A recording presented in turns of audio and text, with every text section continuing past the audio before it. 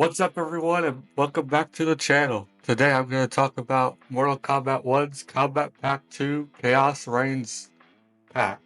Now, what I'm going to be discussing today is everything that's contained within this pack, including characters, costumes, and anything else they include, as well as my thoughts on these and whether or not the price point is going to be fair or not.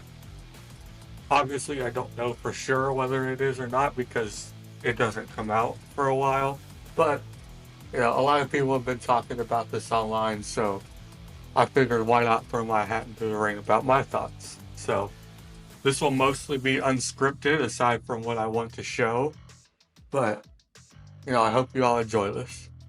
Starting with the story mode, this is a continuation of the current story in Mortal Kombat 1 where Fire God Liu Kang has recreated the universe after Mortal Kombat 11, but now other contenders from other universes, or also known as invaders in the game, have come to take over their universe and rule it for themselves. So, in this part of the story, we have Titan Havoc, who has apparently made a Council of Havocs for himself and collected the Infinity Stones while he was busy. So that's interesting, at least. The first character that we see here is Sector and Cyrax, and yes, they have been gender swapped, and I will talk about that later. So, apparently they crashed Scorpion's wedding with Harumi or something like that, so we'll see how that plays out, I guess. I want to sit down and watch all of the cutscenes for Mortal Kombat 1 in a row at some point, so that when I get the new story expansion, I can see, what the rest of it's about to have a more concrete idea on the story. But we get a bit of gameplay from them, which looks pretty cool and about on brand for these characters. And then we get to see Noob Saibot for the first time in a new look. So he looks pretty sweet with the neon green cracks in his body and stuff like that. And he is confirmed to be Bihan, aka Sub-Zero. So, I've heard a lot of people online say that they don't like this. Some people do like it, but then again, I don't really know what to think about it. I mean, they're not cutting Sub-Zero from the game, at least the main roster, so it's like, I don't really care all that much, but it's something interesting. So, but what do I think about these characters being introduced? Well, starting with the cyborgs, I think they're excellent choices for new characters on the roster. I always love these guys in different games and stuff, but as you can clearly see, they are not guys this time, they are girls, so about that, right? I don't mind it too much. I think they're characters whose movesets can work well in whether they are male or female. Like, you can see that they switched out the net that Cyrax usually has for some riot foam or something like that, which, I mean, okay, it functions the same. She's still got the bombs. She's still got, the flying stuff. So all that is still there. So I think as long as the main gameplay elements from each of them remains, like Sector's multiple missiles or Cyrax's bombs, nets, and so on, are still there, I think I'll still enjoy the characters. Now, Noob Saibot is a fantastic choice. I think he looks great here, although his hat looks a little bit weird, but, what are you gonna do? But I think he looks fantastic. I can't wait to play him. I think he was fun in MK11. I'm really excited to play him here. And I know he's gonna be extremely annoying to play online, so we'll get ready for that, but overall, I think the Mortal Kombat characters they picked were pretty cool. Now, the guest characters are extremely interesting. Do you like scary movies?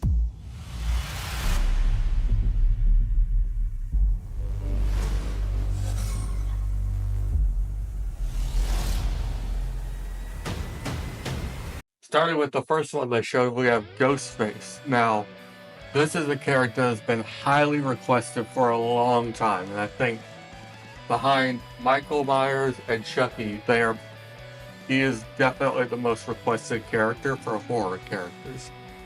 And I'm very glad to see that the guy who voiced him in the movies has come back to do this. Although I haven't seen those, I watched a few clips and it sounds pretty cool.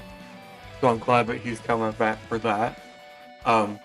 He looks really awesome. I mean, he's still just a guy in a cloak with a mask. I don't know much else what you do with him, but, you know, you do what you can. And I'm really hoping that his gearpiece is his mask, so you can get some of the more interesting looks that he has, like the weathered one, like in the newest Scream movie, or the tongue-out face, like in Scary Movie, where he does this. What's up? What's up? Yo, Duque, pick up the phone. Yo. What's up?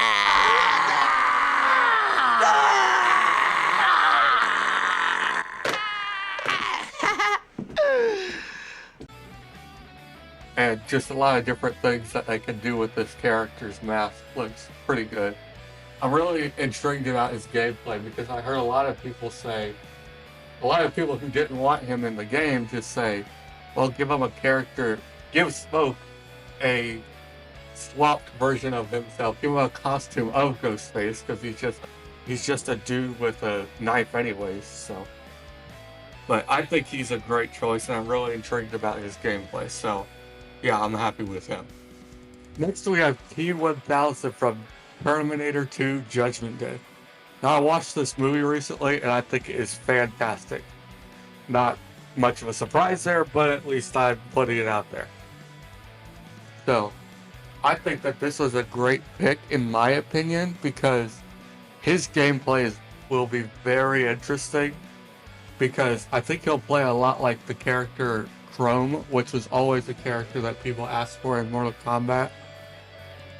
Because the story behind him is that people took a render of Smoke in one of the older games and added a shiny filter on him and called him Chrome, but thought he was the ninja of metal or whatever. So I think putting in a character who can metal manipulate, I guess, or turn himself into metal and stuff will be a very interesting moveset for a character in the game.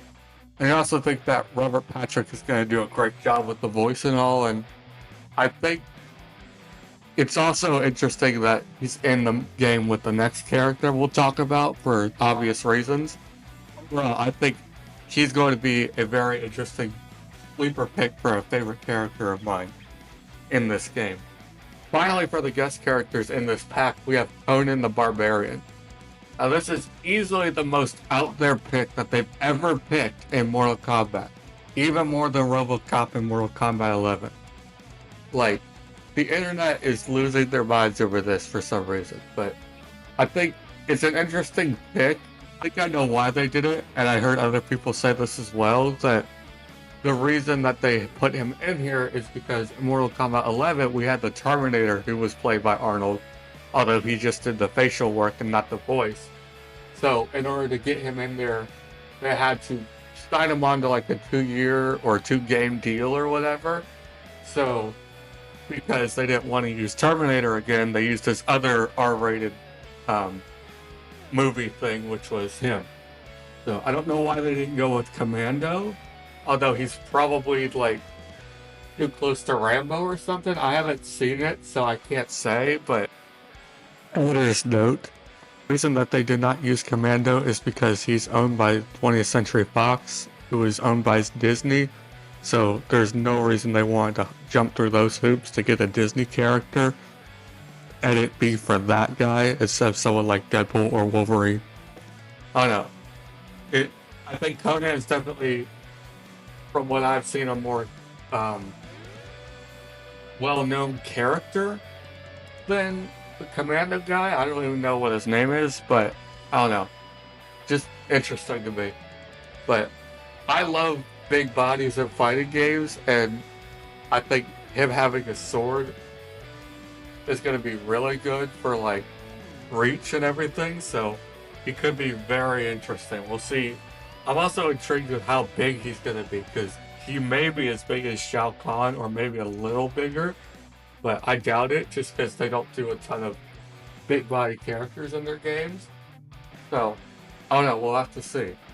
But for these three characters overall, I think it's cool. They're easily the most interesting ones just because there's no real theme. Like, the last theme was like violent anti-heroes, and the X you had horror characters, and 11 you had action characters, so there's no real theme here. Ed Boon talked about this, saying that it's kind of a mashup of all of them, so very interesting. But overall, I think I'm pretty happy with them. Obviously, I'm not opposed to any character getting in as far as guest characters goes, aside from Harley Quinn, because I know that their gameplay is going to be done very well.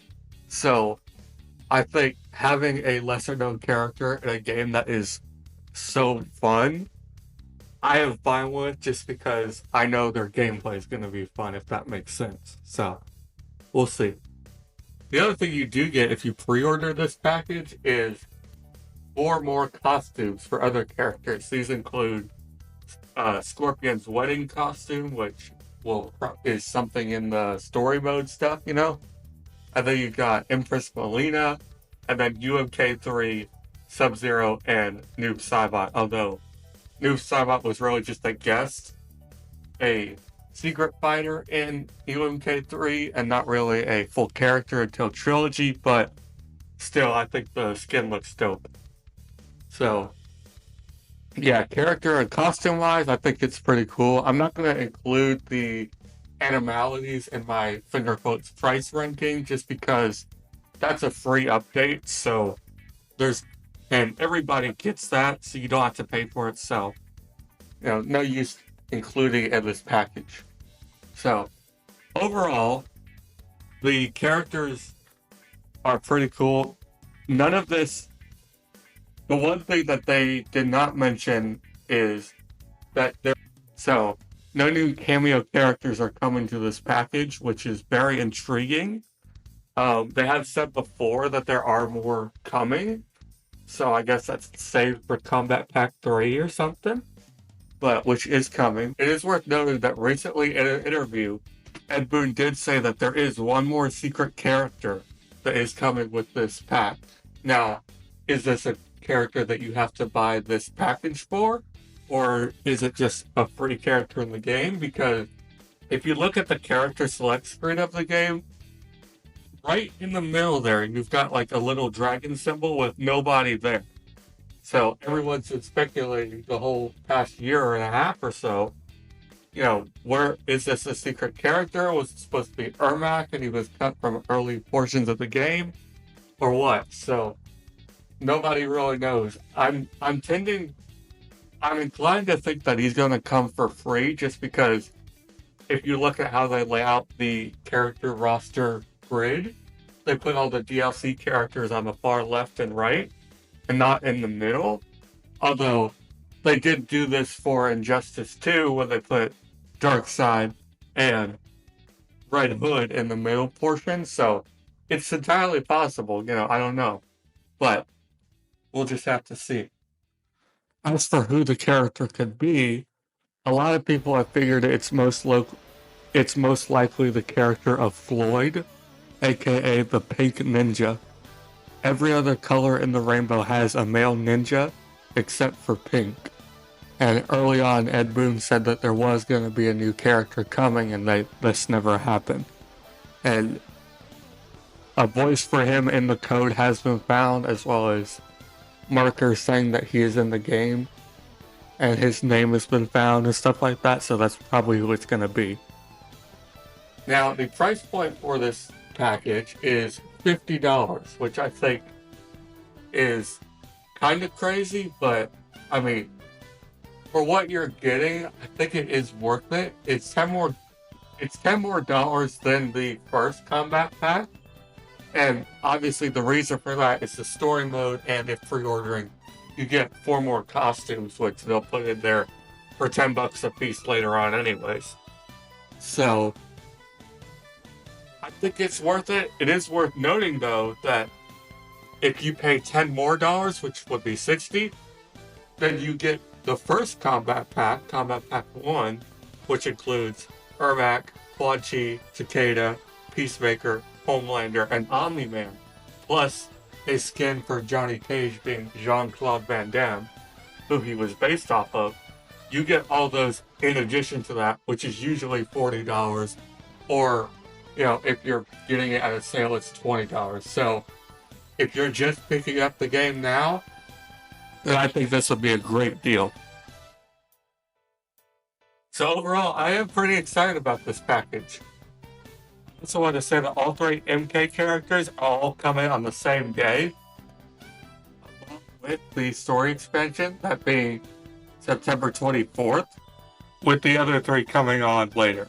So overall, I think I'm pretty happy with this package, but we'll just have to wait and see. Thanks for watching, and be sure to subscribe and like the video, and I'll see you all next time.